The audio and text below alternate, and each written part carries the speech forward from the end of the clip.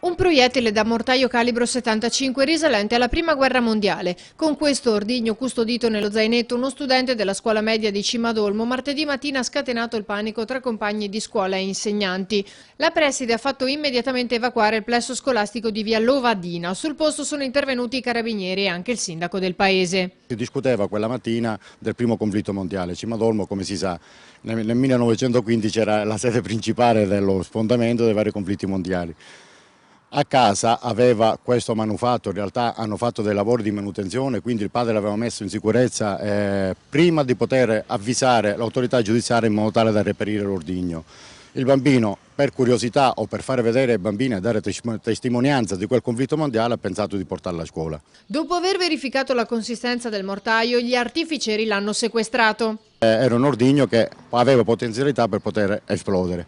Giustamente era un ordigno che è dormiente perché si tratta del primo conflitto mondiale, quindi la vera potenzialità si saprà quando farà fatto brillare, a breve verrà fatto brillare. Sono al vaglio provvedimenti da parte dell'istituto nei confronti dello studente che il sindaco ha visto molto provato e dispiaciuto e della famiglia che non aveva avvisato la scuola. Oltre ad una sanzione pecuniaria, il rischio è quello di una condanna maggiore per non aver fatto disinnescare l'ordigno e per possesso illegale di armi da guerra.